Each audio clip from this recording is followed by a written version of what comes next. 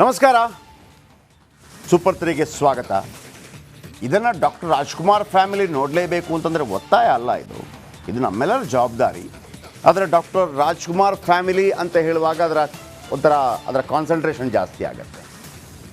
ವಿಷಯ ಇಷ್ಟೇ ವೀಕ್ಷಕರೇ, ನಾನು ಸುದೀರ್ಘವಾಗಿ ಹೇಳೋಕ್ಕೂ ಹೋಗೋದಿಲ್ಲ. ತಾಯಿ ಶಾರದೆ ಲೋಕಪೂಜಿತೆ ತೇ ನಮೋಸ್ತುತೆ ನಮೋಸ್ತುತೆ ಅಂಥೇಳಿ ಬೆಟ್ಟದ ಹೂ ಸಿನಿಮಾದ ಒಂದು ಹಾಡು ಬಂದಿತ್ತು. ಆ ಹಾಡು ಎಷ್ಟು ಪವರ್ಫುಲ್ ಆಗಿತ್ತು ಅಂತಂದರೆ, ನಮಗೆ ಶಾಲೆ ಅಂತಂದರೆ ಸರಸ್ವತಿ ಅಂತಂದರೆ ಆ ಹಾಡೇ ಫಿಕ್ಸ್ ಆಗಿತ್ತು ನಮಗೆ. ಎಲ್ಲಿ ತನಕ ಅಂತಂದರೆ ಸರ್ಕಾರಿ ಹಿರಿಯ ಪ್ರಾಥಮಿಕ ಶಾಲೆಯಲ್ಲಿ ಹೇ ಶಾರದೆ ಹಾಡು ಬರೋ ತನಕ ಅದುವೇನೆ. ಆ ಎರಡು ಹಾಡುಗಳು ಕೂಡ ಭಾಳ ಸೂಪರ್ ಹಿಟ್ ಹಾಡು. ಯಾಕಂದರೆ ಶಾಲೆಯ ವಿಚಾರಕ್ಕೆ ನಾನು ಹೇಳ್ತಾ ಇದ್ದೀನಿ. ಡಾಕ್ಟರ್ ರಾಜ್ಕುಮಾರ್ ಫ್ಯಾಮಿಲಿ ನೋಡಲೇಬೇಕು ಈ ಸುದ್ದಿ. ಪುನೀತ್ ಪತ್ನಿ ಅಶ್ವಿನಿ ಅವ್ರು ನೋಡಿದರೆ ಒಳ್ಳೆಯದು, ಅಪ್ಪು ಅಭಿಮಾನಿಗಳು ನೋಡಿದರೆ ಒಳ್ಳೆಯದು. ಯಾಕೆಂತಂದರೆ ನೀವು ಪುನೀತ್ ಪವರ್ ಸ್ಟಾರ್ ಪುನೀತ್ ರಾಜ್ಕುಮಾರ್ ಅವರಿಗೆ ಕೊಡುವಂಥ ಗೌರವವನ್ನು ಇಡೀ ಕರ್ನಾಟಕ ನೋಡಿದೆ. 25 ಲಕ್ಷ ಜನ ಸೇರಿರ್ತಾರೆ ಅವರ ಅಂತ್ಯ ಸಂಸ್ಕಾರದ ವೇಳೆ. 25 ಲಕ್ಷ ಜನ ಸೇರಿದರೂ ಕೂಡ ಒಂದೇ ಒಂದು ಕೆಟ್ಟ ಘಟನೆ ನಡೆಯೋದಿಲ್ಲ. ಅದು ಅಪ್ಪು ಅಭಿಮಾನಿಗಳು ಅಪ್ಪುಗೆ ಕೊಟ್ಟಂಥ ಮರ್ಯಾದೆ. ಆಮೇಲೆ ಇಡೀ ಮಾಧ್ಯಮ ಕೂಡ ಅಪ್ಪು ಕಾರಣಕ್ಕಾಗಿ ನನಗೀಗಲೂ ನೆನಪಿದೆ, ಅವತ್ತು ಬೆಳಗ್ಗೆ 10 ಗಂಟೆಗೇ ನಮಗೆ ಒಂದು ವಿಚಾರ ಗೊತ್ತಾಗಿತ್ತು. ಆದರೆ 11:30 ತನಕ ನಮಗೆ ಅದನ್ನು ಹೇಳೋಕ್ಕಾಗಲೇ ಇಲ್ಲ.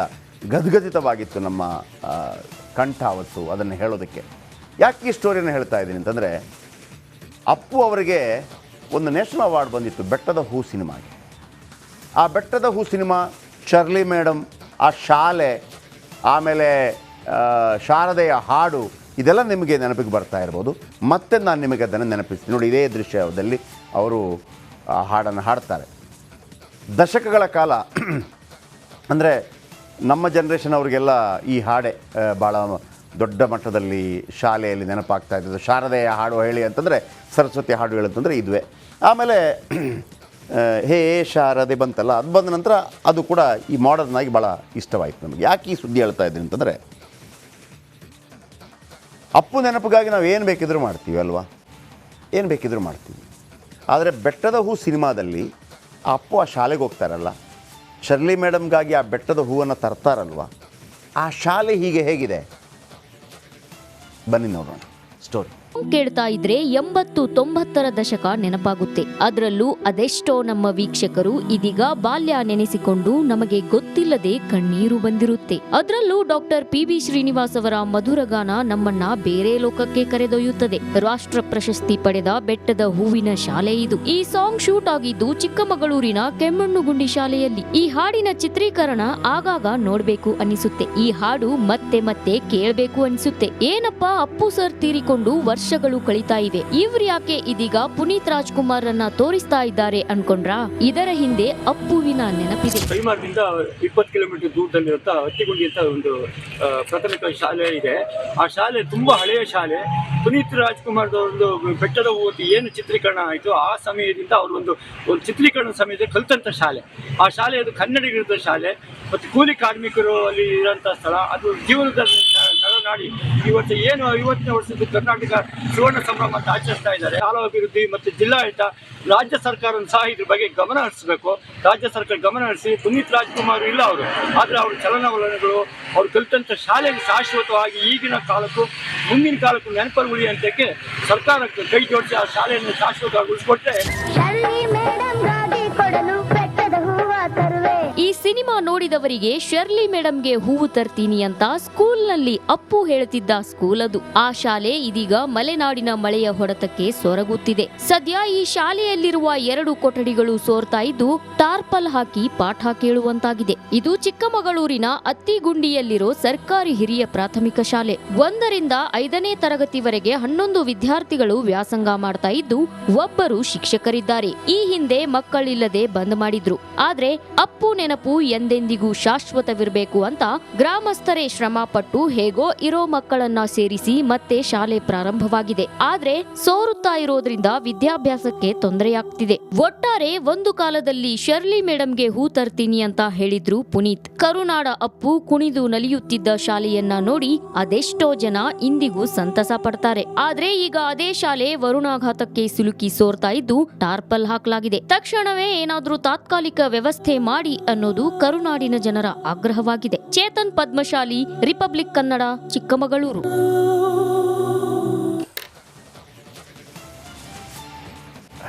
ನಿಜವಾಗೂ ನನಗೆ ಒಂಥರ ನಾನು ಭಾವುಕನಾಗ್ತಾ ಇದ್ದೀನಿ ಪುನೀತ್ ಅವರನ್ನು ನೋಡಿದಾಗ.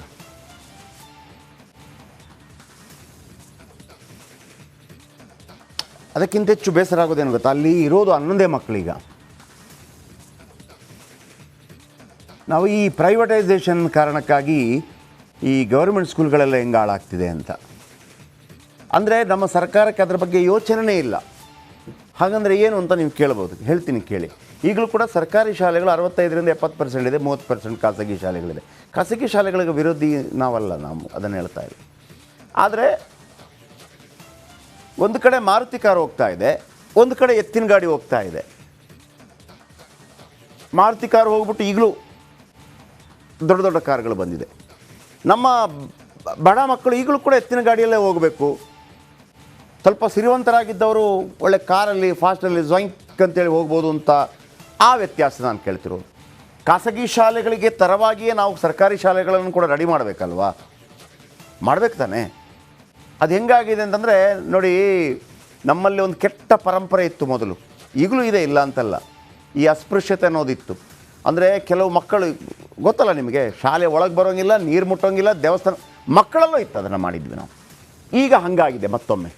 ಅಂದರೆ ಶ್ರೀಮಂತರ ಮಕ್ಕಳೆಲ್ಲ ಬೇಕಾದ ಶಾಲೆಗಳಿಗೆ ಹೋಗ್ಬೋದು, ಬಡವರ ಮಕ್ಕಳೆಲ್ಲ ಒಂಥರ ಅಸ್ಪೃಶ್ಯ ಮಕ್ಕಳ ಥರ. ಅಸ್ಪೃಶ್ಯ ಮಾತಾಡಲೇಬಾರ್ದು, ಬೇರೆ ವಿಚಾರ, ನನಗೆ ಬೇರೆ ಉದಾಹರಣೆ ಸಿಗಲಿಲ್ಲ. 11 ಮಕ್ಕಳನ್ನು ಆ ಊರವರೆಲ್ಲ ಸೇರಿ ಮಾಡಿ ಅಲ್ಲಿದ್ದಂಥ ಮಕ್ಕಳು ಎಲ್ಲ ಹೋದ್ರಾಗಿದ್ದರೆ ಎಲ್ಲ ಖಾಸಗಿ ಶಾಲೆಗಳಿಗೆ ಹೋಗಿದ್ದಲ್ವ. ನಂಬರ್ 1 ಎಲ್ಲ ಖಾಸಗಿ ಶಾಲೆಗಳಿಗೆ ಹೋಗಿದ್ದು. ಹಾಗಿದ್ರೆ ನಮ್ಮ ಈ 224 MLAಗಳು ಮತ್ತೊಬ್ಬರು ಏನು ಮಾಡಬೇಕು ಈ ಬಡವರ ಪರವಾಗಿ, ಬಡ ಮಕ್ಕಳ ಪರವಾಗಿ? ಸರ್ಕಾರಿ ಶಾಲೆಗಳನ್ನು ಯಾವ ರೀತಿ ಅಭಿವೃದ್ಧಿಪಡಿಸಬೇಕು ಆಲೋಚನೆ ಮಾಡ್ತಾ ಇಲ್ಲ.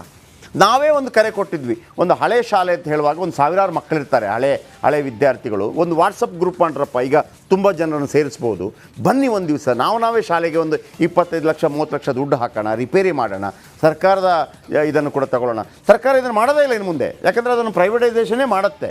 ಅದು ನೀವು ಹೋರಾಟ ಮಾಡಿ ಆಗುವಂಥದ್ದಲ್ಲ. ಸೊ ಹಾಗಾಗಿ ನಾನು ಇದನ್ನು ಸರಿ ಮಾಡ್ರಪ್ಪ ಅಂತ ಪುನೀತ್ ರಾಜ್ಕುಮಾರ್ ಅವರ ಫ್ಯಾಮಿಲಿಗೋ ಅಥವಾ ಅವರ ಅಭಿಮಾನಿಗಳಿಗೂ ಹೇಳುವಷ್ಟು ದೊಡ್ಡವ ನಾನಲ್ಲ. ಇದಕ್ಕೆ ಯಾವ ರೀತಿ ಆಲೋಚನೆ ಮಾಡಬೇಕು ಅಂತಲೂ ನನಗೆ ಗೊತ್ತಾಗ್ತಾ ಇಲ್ಲ. ಆದರೆ ಒಂದಂತೂ ಭಾಳ ಸ್ಪಷ್ಟವಾಗಿ ಹೇಳ್ಬಿಡ್ತೀನಿ, ಈ ರಿಪೇರಿ ಆಗೋದಂತೂ ಖಂಡಿತವಾಗ್ಲೂ ಆಗತ್ತೆ. ಆದ ನಂತರ 11 ಮಕ್ಕಳು ಏನು ಮಾಡಬೇಕು? ಆ 11 ಮಕ್ಕಳಿಗೆ ಒಂದು ಟೀಚರ್ ಇದ್ದಾರೆ. ಇದೆಲ್ಲ ನನಗೆ ಪ್ರಶ್ನೆ ಕಾಡ್ತಾ ಇದೆ. ಆದರೆ ಈ ಸ್ಟೋರಿ ಹೇಳದ ವಿಧಿ ಇಲ್ಲ ನನಗೆ. ಅನೇಕರಿರ್ತಾರೆ, ಪುನೀತ್ ರಾಜ್ಕುಮಾರ್ ಅವರ ದೊಡ್ಡ ಅಭಿಮಾನಿಗಳಿರ್ತಾರೆ, ದೊಡ್ಡ ಸ್ಥಿತಿವಂತರಿರ್ತಾರೆ. ದಯವಿಟ್ಟು ಮುಂದೆ ಬರ್ತೀರಾ ಅನ್ನುವಂಥದ್ದು ನನ್ನ ಆಶಯ. ಕೇವಲ ಅವರ ಕೆಲಸ ಮಾತ್ರ ಜವಾಬ್ದಾರಿ ಅಲ್ಲ, ಸರ್ಕಾರದ ಕೆಲಸ ಕೂಡ. ಈಗ ನೋಡಿ, ಸೂಪರ್ ಸ್ಟಾರ್ ರಜನಿಕಾಂತ್ ಅವರು ಕಲಿತಂಥ ಶಾಲೆ ಗವಿಗಂಗಾಧರೇಶ್ವರ ದೇವಸ್ಥಾನದ ಪಕ್ಕದಲ್ಲಿದೆ. ರಜನಿಕಾಂತ್ ಅವರು ಕಲಿತಂಥ ಶಾಲೆ, ಅದು ಕಲಿತ ಶಾಲೆ. ಅದು ನಮಗೆ ಪುನೀತ್ ಅವ್ರದ್ದು ಬಂದಾಗ ನಮಗೆ ಪುನೀತ್ ಅವರು ಶಾಲೆಗೆ ಹೋದ ರೀತಿ ಮಾಡಿದ್ದಲ್ಲ, ಅವರಿಗೆ ಮನೆಯೊಳಗೆ ಎಜುಕೇಷನ್ ಕೊಟ್ಟಿದ್ದು. ನನ್ನ ಮಾಹಿತಿ ಪ್ರಕಾರ ಕರೆದು ಎಜುಕೇಷನ್ ಕೊಟ್ಟಿದ್ದು. ಆಮೇಲೆ ತಮಿಳ್ನಾಡಲ್ಲಿ ಇದ್ದದ್ದು ಅವರು ಆ ಸಂದರ್ಭದಲ್ಲಿ. ಚಿಕ್ಕ ಮಗು ಇದ್ದಾಗ ಎಲ್ಲ ಶೂಟಿಂಗ್ಗಳೆಲ್ಲ ಮ್ಯಾಕ್ಸಿಮಮ್ ಅಲ್ಲೇ ಆಗ್ತಾ ಇದ್ದದ್ದು. ಹಾಗಾಗಿ ನಮಗೆ ಅಲ್ಲೂ ಹೋಗಿ ಪುನೀತ್ ರಾಜ್ಕುಮಾರ್ ಕರೆತ ಶಾಲೆ ಅಂತ ಯಾವುದೂ ನೋಡೋಕ್ಕೆ ಅವಕಾಶ ಸಿಗಲಿಕ್ಕಿಲ್ಲ. ಸಿಕ್ಕಿದ್ರೂ ಕೂಡ ನಮಗೆ ಆ ಬೆಸುಗೆ ಬಾಂಧವ್ಯ ಬರೋದಿಲ್ಲ. ಇರೋದು ಈ ಒಂದು ಶಾಲೆ ಪುನೀತ್ ರಾಜ್ಕುಮಾರ್ ಅವರ ನೆನಪಿಗಾಗಿ. ಈಗ ನಾನು ರಜನಿಕಾಂತ್ ವಿಚಾರವನ್ನು ಹೇಳಿದೆ. ಗವಿಗಂಗಾಧರೇಶ್ವರ ದೇವಸ್ಥಾನದಲ್ಲಿ ಅಲ್ಲಿ ಹೋಗ್ತಾಯಿದ್ರು, ಪೊಂಗಲ್ ತಿಂತಾಯಿದ್ರು. ಆ ಶಾಲೆಯನ್ನು ರಜನಿಕಾಂತ್ ಅವರೇ ಭಾಳ ಅದ್ಭುತವಾಗಿ ಕಟ್ಟಿಸಿದ್ದಾರೆ, ತುಂಬ ಚೆನ್ನಾಗಿ ಮಾಡಿದ್ದಾರೆ. ನಮ್ಮ ನೆನಪಿಗಾಗಿರುವಂಥ ಒಂದು ಶಾಲೆ ಪುನೀತ್ ರಾಜ್ಕುಮಾರ್ ವಿಚಾರಕ್ಕೆ.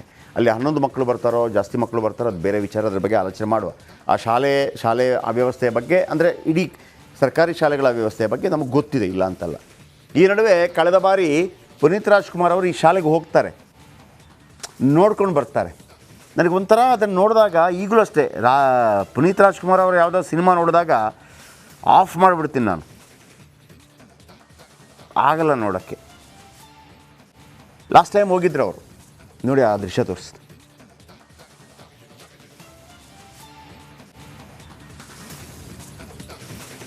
ದೇವಿ ಶಾರದದ ಮ್ಯೂಸಿಕ್ ಆ ಕಡೆ.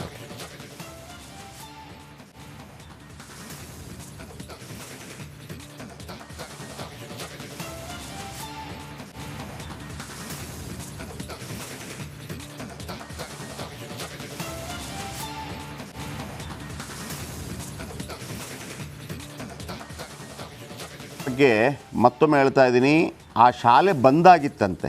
ನೀವು ಕೂಡ ಕರೆ ಮಾಡ್ಬೋದು ವೀಕ್ಷಕರೇ. ನಾನು ಇದನ್ನು ಹಿಂಗೇ ಮಾಡಿ ಬಾಕಿದವರನ್ನು ಯಾರನ್ನ ತಹಶೀಲ್ದಾರ್ ಇವರನ್ನೆಲ್ಲ ಫೋರ್ಸ್ ಮಾಡಿ ಹೇಳಿ ಮಾಡಿಸ್ಬೋದಾಗಿತ್ತು. ಈಗ ಇದಕ್ಕೇನು ಗೊತ್ತಿಲ್ಲ ನನಗೆ.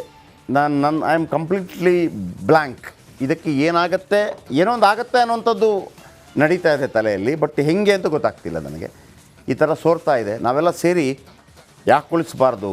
ಇಷ್ಟು ದೊಡ್ಡ ಅಭಿಮಾನಿ ವರ್ಗ ಇದೆ, ಅಭಿಮಾನಿ ಬಳಗ ಇದೆ, 25 ಲಕ್ಷ ಜನ ಸೇರಿದಂಥವ್ರು. ಹಾಗಂತ ನಾವೊಂದು ಅಕೌಂಟ್ ಮಾಡೋಣ ಹಾಗೆಲ್ಲ ಆಗಲ್ಲ, ಸ್ವಲ್ಪ ಕಷ್ಟ ಆಗುತ್ತೆ. ಯಾಕಂದರೆ ಆ ಜವಾಬ್ದಾರಿ ತೊಗೊಂಡ್ರೆ ಅದಕ್ಕೆ ಸಾವಿರಾರು ಪ್ರಶ್ನೆಗಳೆಲ್ಲ ಉದ್ಭವ ಆಗುತ್ತೆ. ಅದರ್ವೈಸ್ ಇದನ್ನು ಭಾಳ ಅದ್ಭುತವಾಗಿ ಮಾಡ್ಬೋದಾಗಿತ್ತು. ಬಟ್ ಐ ಡೋಂಟ್ ನೋ, ಮನಸ್ಸು ಮಾಡಿದರೆ ಅದು ಕೂಡ ಆಗುತ್ತೆ. ಅಲ್ಲಿ ಒಳಗೆ ಫೋಟೋ ಇಟ್ಟಿದ್ದಾರೆ, ಬಾಬಾ ಸಾಹೇಬ್ ಅಂಬೇಡ್ಕರ್ ಅವರ ಫೋಟೋ ಕೂಡ ಇದೆ, ಆಮೇಲೆ ಪುನೀತ್ ರಾಜ್ಕುಮಾರ್ ಅವರ ಫೋಟೋ ಕೂಡ ಇದೆ.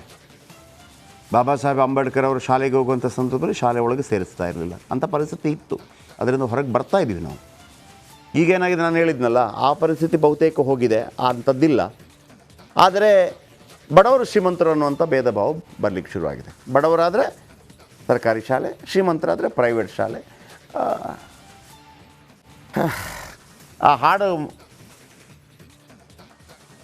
ಏನು ಮಾಡಬೇಕು ನನಗೆ ಗೊತ್ತಾಗ್ತಿಲ್ಲ ಇದನ್ನು, ಬಟ್ ನಿಮ್ಮ ಗಮನಕ್ಕೆ ಇದನ್ನು ತರ್ತಾ ಇದ್ದೀನಿ. ನನಗೆ ಅಶ್ವಿನಿ ಮೇಡಮ್ ಅವ್ರ ಹತ್ರ ಹಂಗೆ ಹೇಳೋಕ್ಕಾಗತ್ತಾ?